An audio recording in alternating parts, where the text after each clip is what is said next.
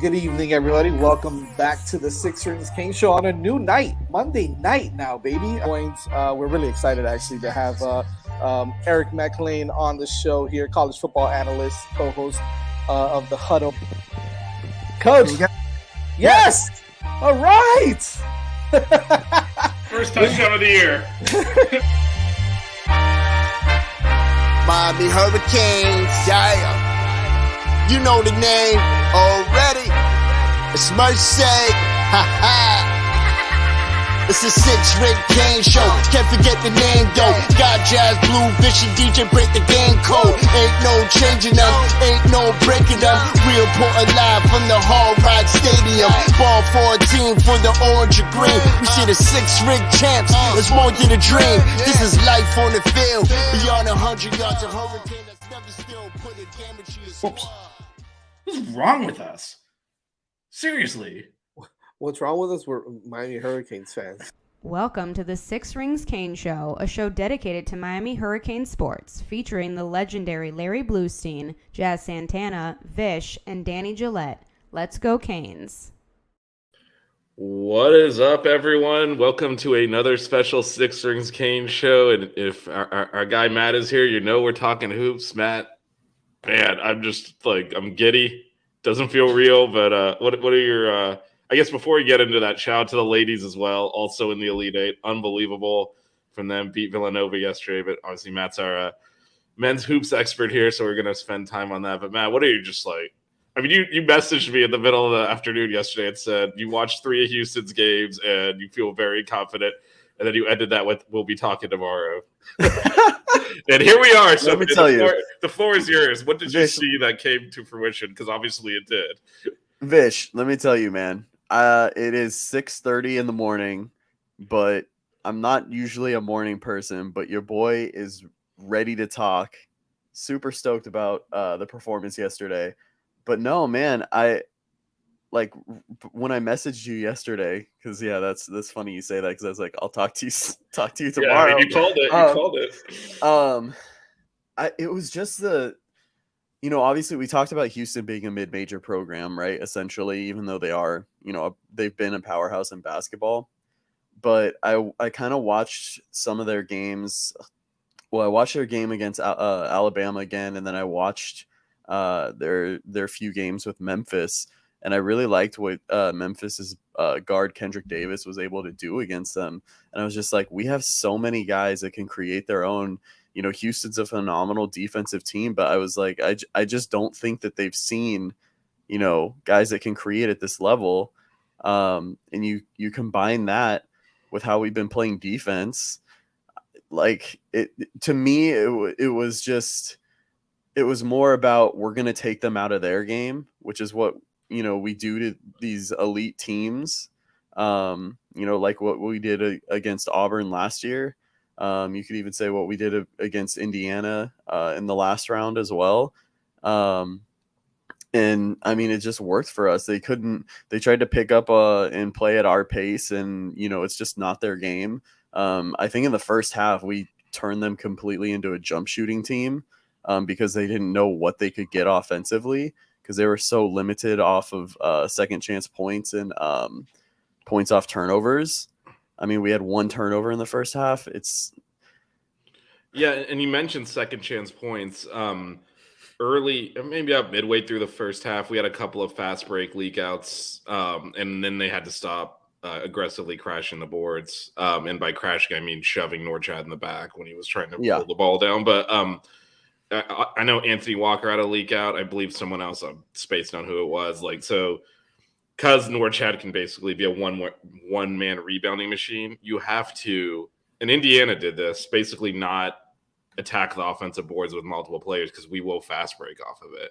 He's an excellent rebounder and passer. He'll just start the fast break himself. And so I think they had to back out of that too, because like you said, they rely a lot on get the ball up in the rim. We're big, strong, and athletic, and we'll go get it then. Like if it doesn't go in the first time, we'll make it go in eventually.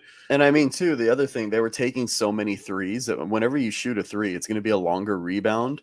You have more of a chance. It's almost like a turnover. You have those opportunities in transition. But I mean, even in the half court, like our offense was pretty efficient for, how good this Houston defense is.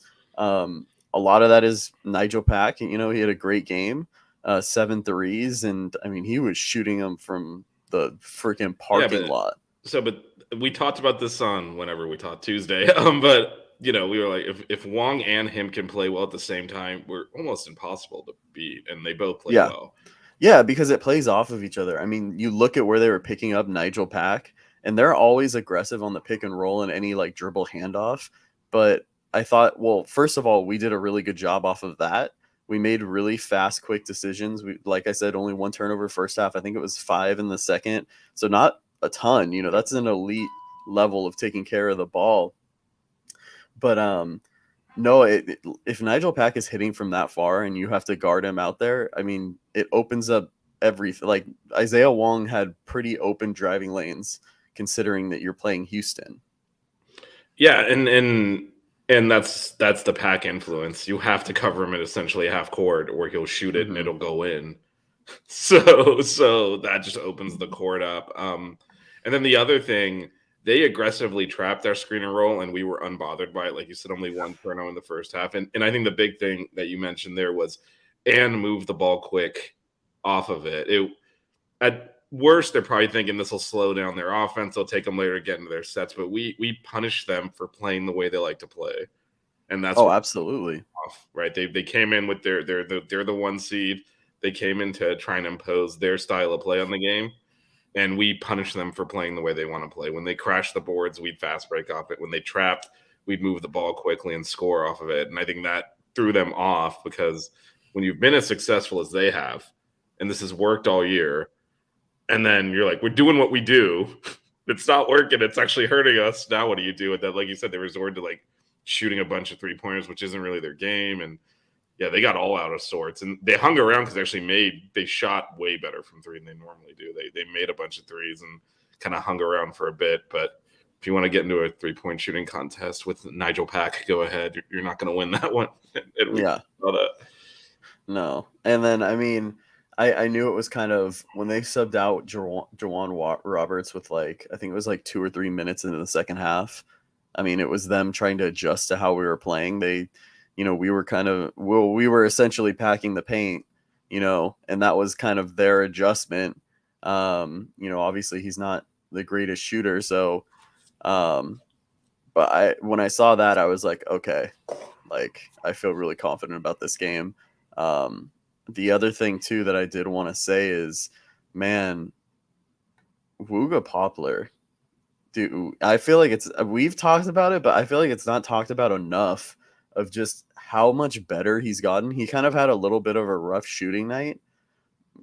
Maybe it was injury, whatnot, but defensively, I mean, he clamped up Marcus Sasser, who's a phenomenal player. And I think he's a 5th-year senior. I can't remember. Maybe just 4-year. But Wooga Poplar, man, have yourself a game.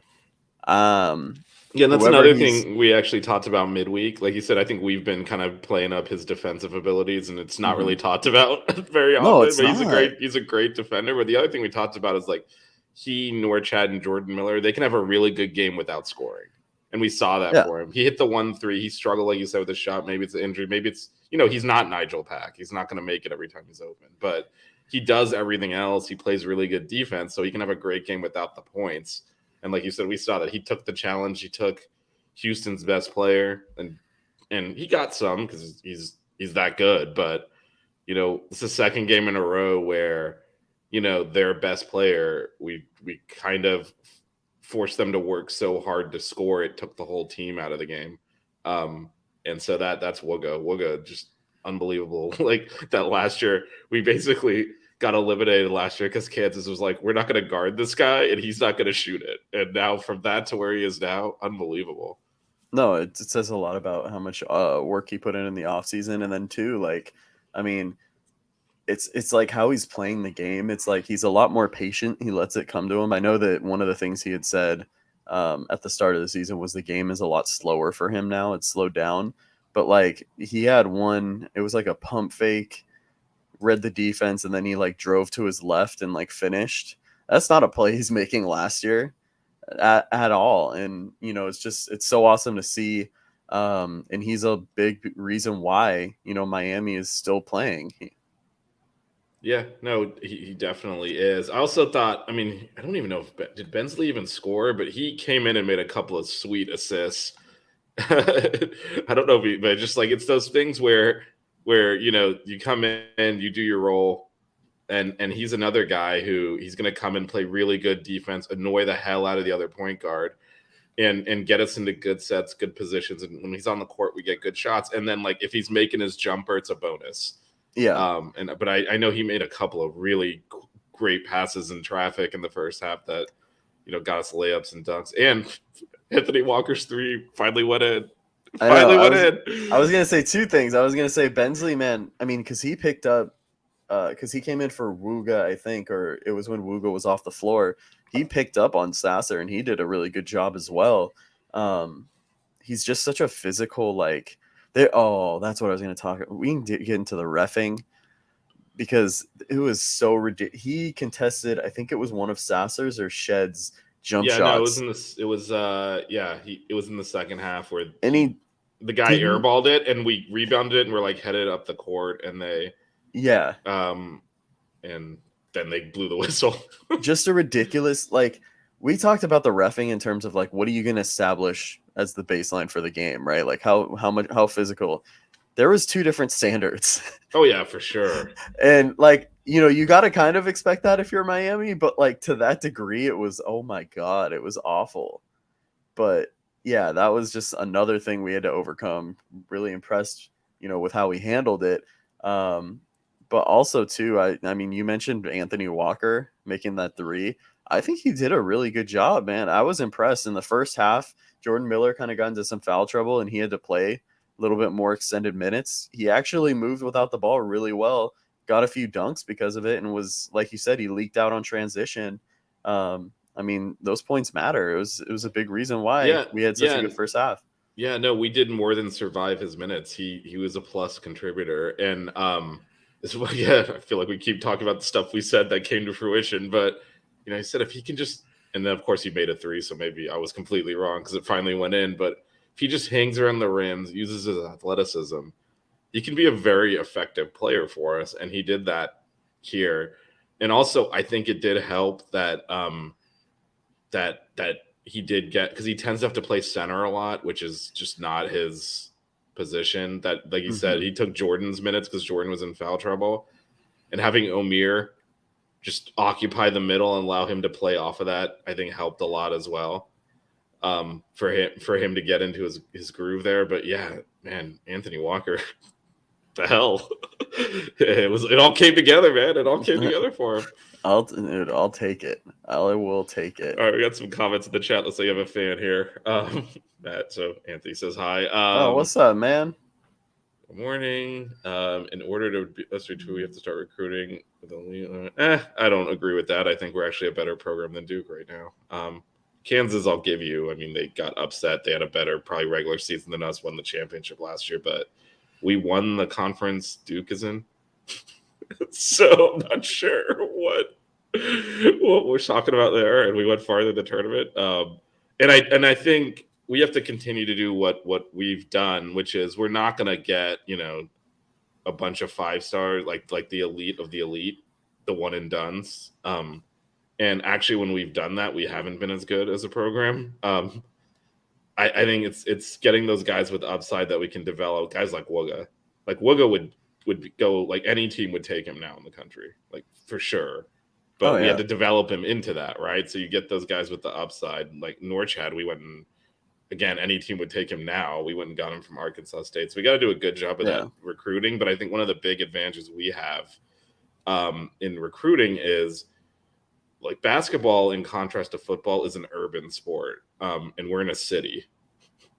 And a city with great weather. So we've always, and this is going back to like when Leonard Hamilton was here in the Big East days, we've always had success going up to the Northeast into those cities where they play a lot of basketball and pulling kids. And guys like Wooga. And we're going to continue to do that. The only time we had a blip was when the whole Adidas thing happened. So I'm not really worried about the recruiting at all. Coach L's great at it. We know exactly the type of kids that fit in. He identifies them, and we move forward. I think this train is going to keep going. We're obviously not going to make the Elite Eight every year, and hopefully, this goes a lot farther this year. I don't think any of us think we're done yet. Whereas last year, it kind of felt like Kansas might be a bridge too far. I don't feel that at all this year. But yeah, no, I don't expect us to we're not going to make the Elite Eight Final Four every year. No one does that. But I think we're going to be competing at the top of the ACC for many years to come. Just because, again, the only thing that stopped us from doing that was a scandal that we had nothing to do with, that we got tarred with. So I think this program is really healthy. No, absolutely. And I think the other thing too is there is kind of a bigger focus on 5 stars, who are your top players. But basketball, unlike football, is so much more about chemistry and fit. This team is so good because they love playing with each other. They make that extra pass. A lot of teams that aren't in this tournament, that's the reason why they're not in this tournament, because of that, unselfishness. They don't have a guy this is the first guy I'm always going to say, they don't have a guy like Jordan Miller that will do, one of the team's best players, that will do all the little things just to make sure that we win.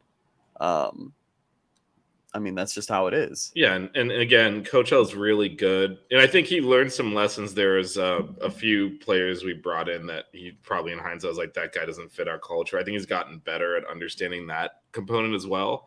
Because again, everyone talks about the Nigel Pack NIL money. That obviously was part of. He didn't come for free. We can acknowledge that, Yeah. But what a perfect compliment to the rest of the team, and attitude-wise too. And I think that is the thing. Coach has done a great job of identifying not just the right skills to complement the team, but also the guys that are going to fit the team concept. Because Jordan Miller, Norchad Omir, and Nigel Pack are transfers. Mm-hmm. Right. And it's very easy for those to go off the rails, except he's not just bringing anyone in. He's identifying, all right, we need this skill, but we also need this person. And I think the second part is, like you said, why they're still playing. There's great team chemistry, but they're hardworking players. There's a whole, and it's why they can, gut the game out against Drake. We mentioned, Indiana and Houston, we imposed our will. Drake actually imposed their game on us and we won anyway. That's because of the team character. So there's just a lot of good going on right now. It's actually the same thing with the women's program. The Cavendish sisters are very famous on social media and all. They work their ass off. And otherwise Coach Meyer would not have brought them in. She's not about the circus, right? Mm-hmm. So everyone's like, oh, Miami brought in celebrities. No, they brought in basketball players that are going to work their ass off. They're the first ones in the gym, last ones out. I think it's the same thing with Nigel Pack. Oh, he came in for the money. No, we brought in a guy who's going to fit the team dynamic, who changed his game to fit in with the team. Right? Yeah. He played off the ball at Kansas State, who we might be seeing in Houston, by the way. But he played off the ball with Kansas State and was, running off screens and catch and shoot. And now he's the primary ball handler. And you know what? He struggled with that a little bit. That transition wasn't easy for him, and he worked through it.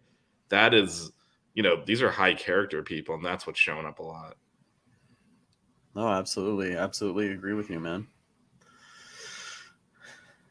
I got a stat for you. Wait, hold on. I got to answer this question. So Coach has been an old coach for a long time now, and he's still connected with the kids. I don't think we really need to worry about that part. I don't know. I don't know why the kids I think I know why he creates an atmosphere that kids want to play in. But I don't think we're gonna worry about him connecting with the kids, because he's already gone. Yeah. He's not going to get much older. It's to the point that they're like, wow, that guy's too old if that hasn't already happened. Well, and Coach L is one of the guys that's the most open to change in terms of changing how he plays. We weren't playing small ball, last time we were in the tournament, before last season as well. So, he has the recipe to win. Sometimes the recipe just changes, right?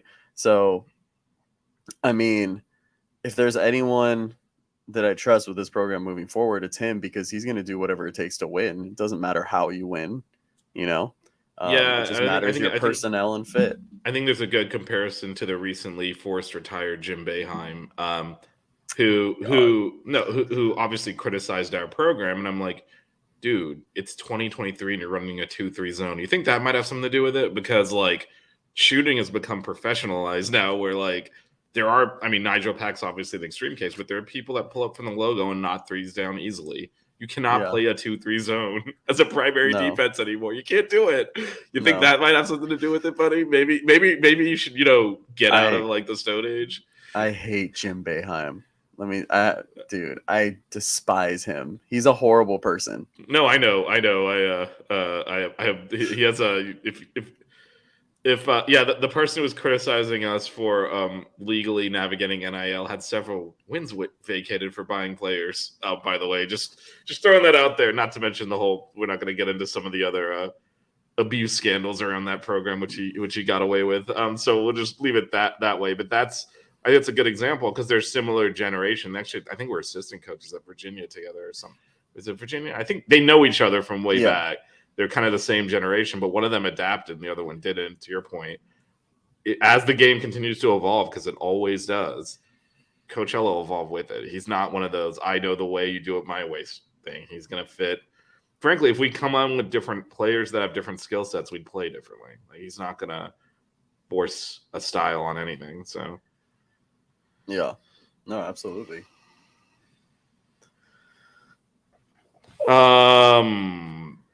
Anthony, we're going to move on in a second, but that's just not accurate at all. We actually run one of the more modern offenses and defenses in college basketball. I honestly don't know what you're talking about.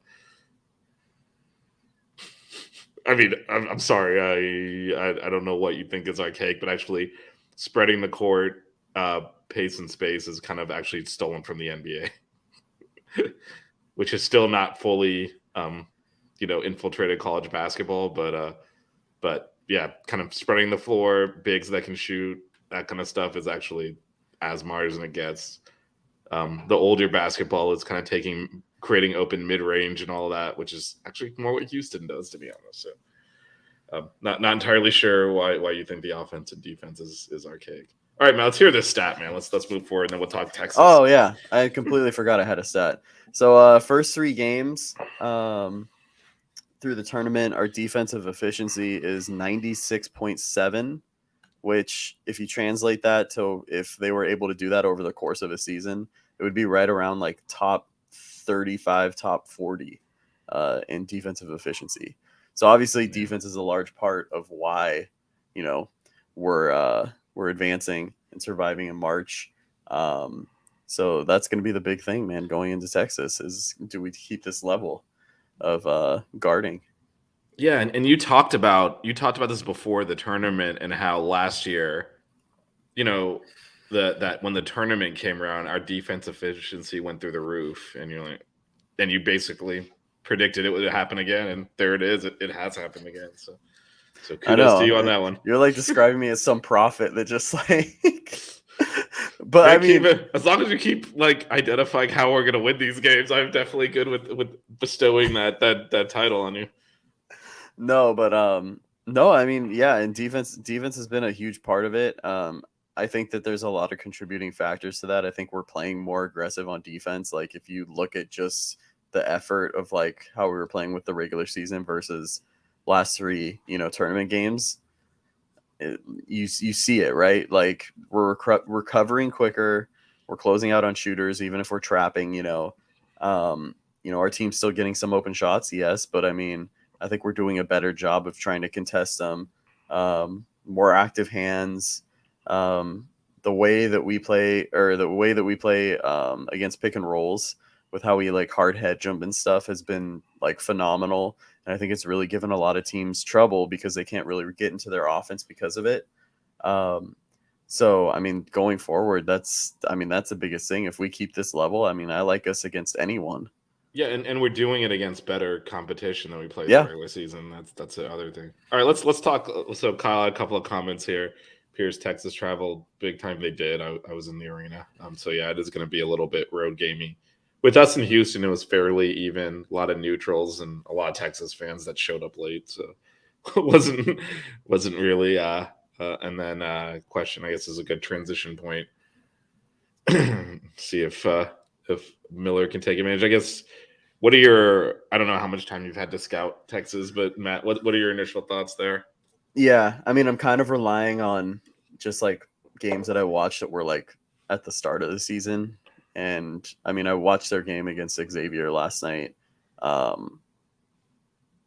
So, I mean, the biggest thing for them, well, not biggest, but Dylan Disu probably isn't going to play. He was in a boot. So, I mean, if you're in a boot 48 hours before a game, I just Why can't. did they put him in? Like, he was injured before the game, right? Or did he I'm get not injured 100%. I'm not 100% sure. I mean, it was 2 minutes in the game, and then he re-injured it or whatnot. Okay. But I mean, he was having a tournament. Yeah. He had 34 in their last round, or he had 34 and 24 in their first 2 games. So against Colgate and I think it was Penn State. And Penn State, he kind of won them that game because they were on the ropes and he scored like 10 points. And I mean that's kind of a big thing because their guards, it's very like it's almost like feast or famine. They're kind of like high usage, but like you don't know what guards are gonna. Kind of like North Carolina, you just don't know what guards are gonna show up with what efficiency. But with that said, like. Marcus Carr, great point guard. It just comes down to is he going to be able to hit threes or not? Great athlete, can get down the court pretty strong. It's really intriguing to me thinking of like who's going to guard him on our team. I mean, my first guess is probably Wooga. I just don't know. He's a little bit more of a Marcus Sasser was more of a shot creation, not like completely try to blow by you. When Marcus Carr is more of a blow by you. So I don't know, what your thoughts are of who you think would pick him up. It's probably Wooga. I agree. Yeah, I would probably put Wooga on him. And then, I mean, you just look across the board, assuming they don't have like Dylan Disu, but it's a lot of guys that are kind of in that 6'6", 6'4" range, their wings and stuff. So they are a bit smaller. But I mean, I like the matchup because I think our guards are a lot better. I think we win that matchup in that regards. I think it's going to come down to, Nigel Pack making threes again. And I mean, us playing defense. I don't know if they have anyone that can guard Isaiah Wong. I really don't. One of the things for their team, they are very deep. They play like an 8-9 man rotation. So how does the Disu injury affect that? Yeah, so I think it affects it a bit. I think it more so affects how they're trying to play because last night, like against Xavier, they were playing a lot of 4 guards, and then Timmy Allen, who's like a 6'6", he's more of a wing. He doesn't really shoot from 3, kind of more mid range. He tries to get after it, but I think it's gonna be big because I mean they're gonna be playing differently from how they've played, this whole season and this tournament. Like what's given them success. So, I mean, I like us to pick up. I mean, we're used to having to guard this type of way, and I mean, I really like Miami in this matchup. I think that the biggest thing are the Texas guards, Tyrese Hunter, who is a familiar face. We played him last tournament. End of season again, man. Yeah, last season at Iowa State. Can Tyrese Hunter and Marcus Carr hit open threes? That's going to be the biggest thing. If they aren't hitting threes, I I love us in this game. But yeah, and it in that sense, I think it does have a little bit of a Houston feel to it because they actually hit their threes and we still won comfortably because eventually you're just I'll gladly take a 3-point shooting contest with them. They're gonna have to beat us other ways, I think. I guess the only thing that really concerns me here is the depth aspect, just because we've been dodging some foul trouble in this turn. Like Nigel Pack had 4 fouls yesterday, and part of that's because we're actually playing defense now. but we are so reliant on a core. Like we're okay if Bensley's out there. Walker and Beverly can sometimes contribute, sometimes not. You definitely don't want them in there in like key situations at the end of the game.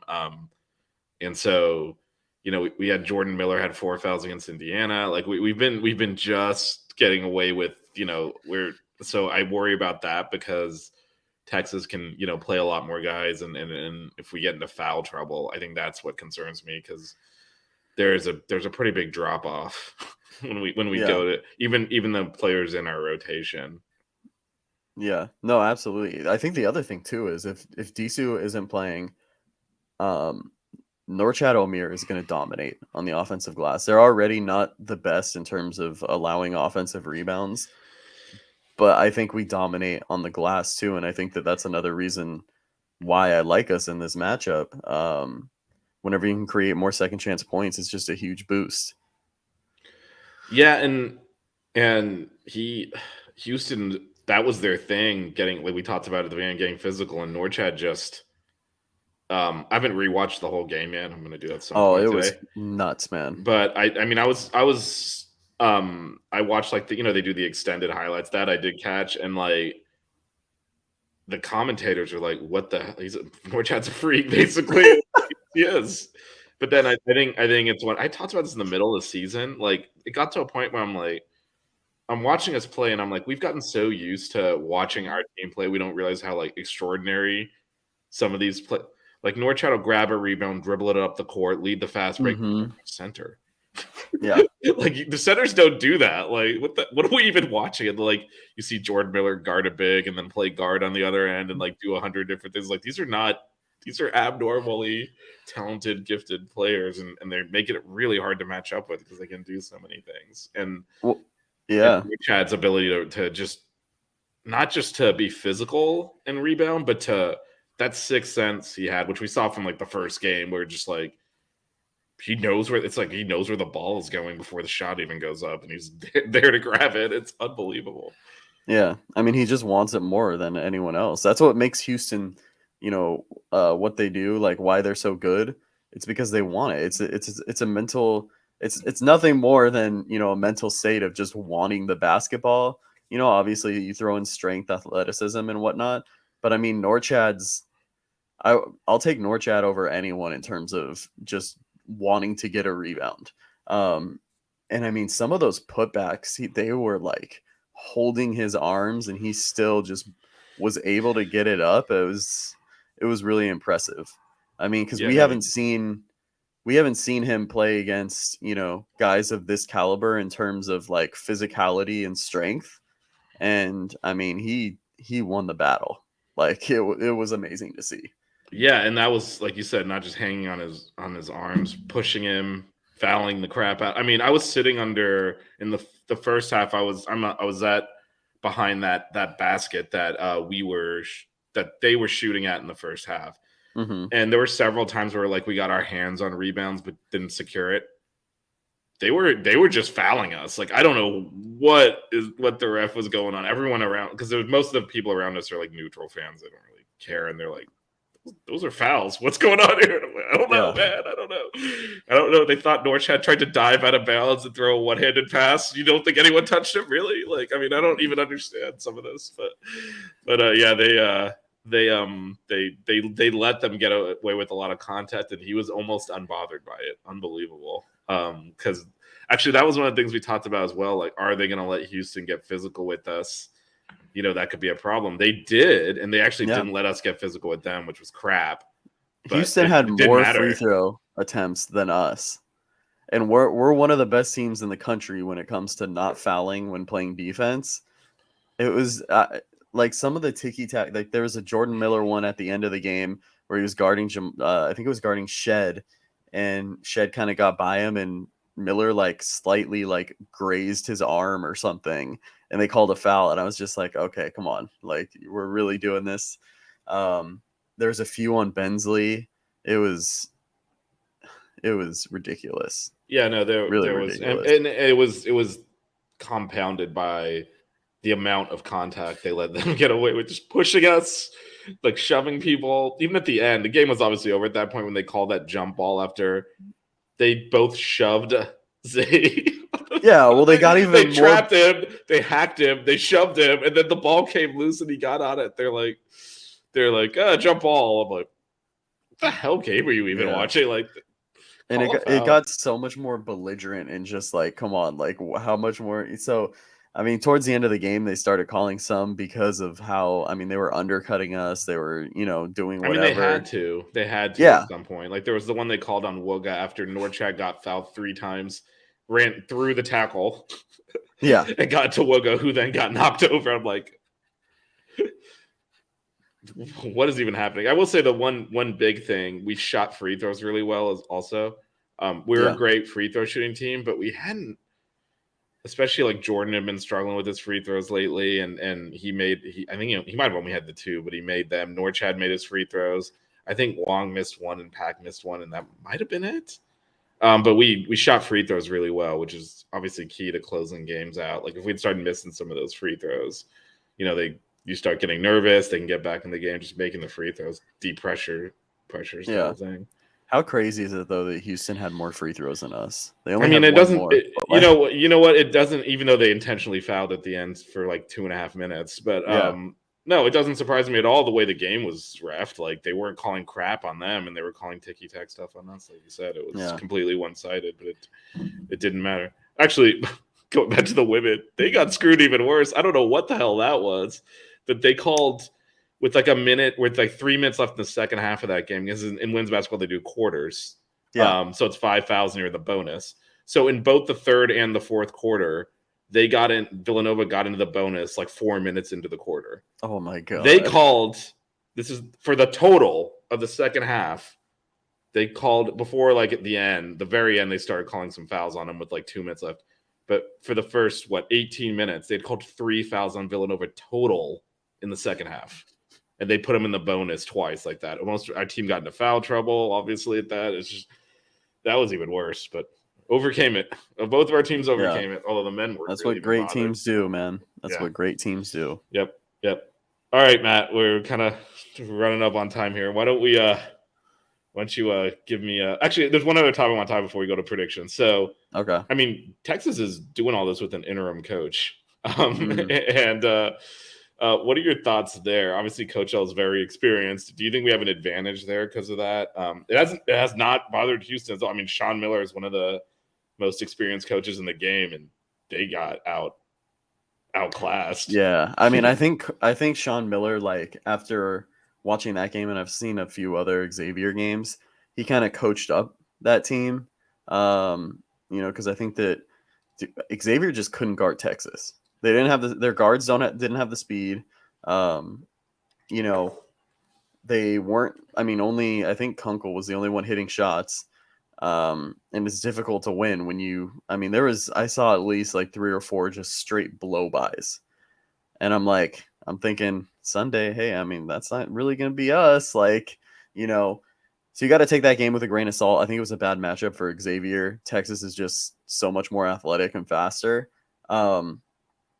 And I mean, Xavier's big guy, I can't remember his name, just couldn't really take advantage of the matchup. So this there has. Yes, Steve Fisher actually won the championship with Michigan in 1989, I want to say. Something about that.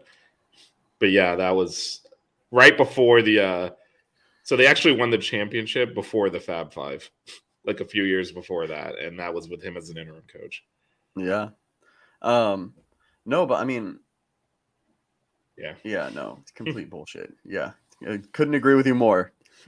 I am taking Coach L over anyone left in the field, 100%. Xavier can't guard a chair.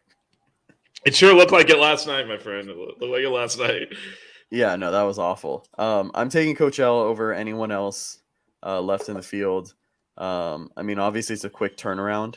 So, I mean, they have work to do today, and I imagine they're doing a walkthrough tomorrow before the game. But if there's anyone that can create a game plan that quick, it's Coach L.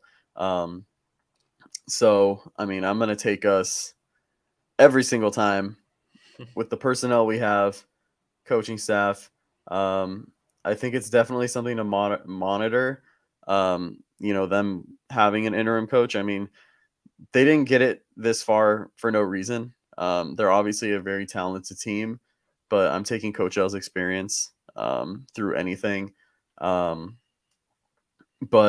I mean, man, to me, it's going to come down to, are their guards hitting shots? That's like the biggest thing.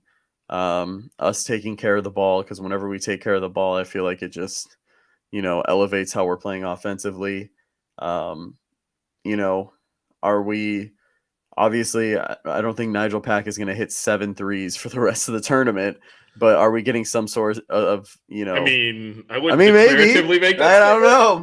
Maybe that's a norm. Maybe he's going for 8 next game. But I mean, just being able to, create on our own, if we can have some sort of semblance of shooting. I don't think that Wooga has another game shooting from 3 like that. But the biggest thing, man, I think, second chance points are there. The opportunity's there. Norchad, Jordan Miller. And man, I'm going to take this team over anyone left in the field. And I like us. I'm going to say 78, 74, Miami. Ugh, you're trying to kill me, man. That's too close. It's too close. I'm getting custom. I am like freaking out and nervous when we're up like 14 with 2 minutes left. I can't imagine if it's that. Oh, you have to be, because you never know what can happen with college basketball. Well, especially we have seen it out of this team too. Although I feel like the focus is there a lot more. And I think one of the reasons we have essentially not even really chipped the lead against Indiana and Houston at the end is we're being a lot more aggressive with exploiting the trap. Because I think, most of our losses this year have frankly been where we've had a lead late in the game. And a lot of it was hesitation against their trapping and turning it over because of that, or missing free throws. And we've just been, screw this. Let's just pick apart their trap and go dunk the ball. Yeah, it's night and day. Yeah, and I think that's why we're closing these games out so well. Don't bother, waiting to get fouled, and don't bother like trying to take the air out of the ball. If it's open, just continue to attack, and if you keep scoring every time you have the ball, you're definitely not going to lose. So I think that's I mean, Canes do average 80 a game, so I don't think that's out of the realm of possibilities. I think in terms of matchups, I don't think this is a bad one.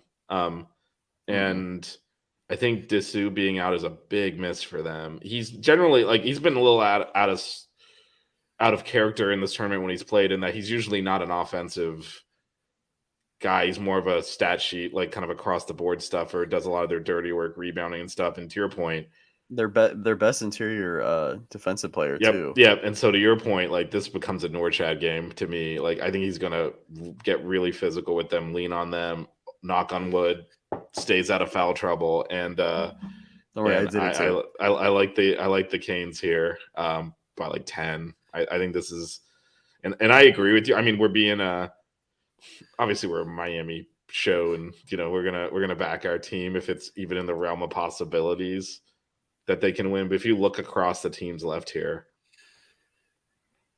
I feel really good about our chances to do something big here. And the other, so it's kind of obviously Houston was the 1 seed, but after the game, and I'm seeing headlines, Miami upsets Houston. Nothing feels like an upset to me when our team is playing. I believe in this team, and it is, and that's because our ranking and our seeding is lower because the ACC was not good this year. And, they kind of proved that in the tournament too, but we were good. And I think if you kind of look through the year and ask people that were covering the ACC, who's the best team, everyone would constantly say Miami's the best team. Oh, yeah. And, that didn't, and you end up co-champs, and, Virginia got a higher seed and all that. No one actually thought that followed the league. It was oh, Virginia's better than Miami. And I think we were underseeded based on our peers in the ACC. But when I look at our team, like I don't think we're underdogs to anyone, even though by seed we might be. And because I think we're really, really good. Mm-hmm. And we can play a lot of different ways. We can beat you in a lot of different ways. I mean, if you look at the way we beat Drake versus the way we beat Indiana versus the way we beat Houston, three completely different games, because Indiana was all like, we got to stop their post player, right? We got to take him out of the game. We able to win that game easily. He got his, but he had to work for it, and it kind of took their whole offense out of the game. Same thing yesterday, except it was Sasser, right? You got to keep this guy out of the paint. The whole offense flows through him. We're able to guard him too. It's just, to me, that versatility, that's why we're able to advance, because to your point, so much is matchups, but we don't really have a bad matchup because we can play so many different ways. So yeah, I'm confident in this team, and I think last year they got this far, so they're not going to be overwhelmed by the moment. And you know what? To them, if they don't win this game, it's a disappointing season, right? Because they did this last year. They need to take that next step. So I think we're going to be locked in and focused as well. Texas hasn't been this far since 2008. So it's going to be a big moment for them more so than us. Yeah, no, it's true. I think the other thing too that I didn't mention yet is the switchability on our end on defense, because we have Norchad, who, for the position he plays, I mean, he's 6'7", so he's not the size of a center, but he's definitely built like a big man. His mobility is going to be a huge thing in this game, and same with Jordan Miller. You referenced it earlier, being able to guard multiple positions. And really, I mean, anyone on our team, like I trust anyone, if there's a switch, to know position-wise where to be at. So, I mean, that's just another reason why I like Miami in this matchup. Yeah, and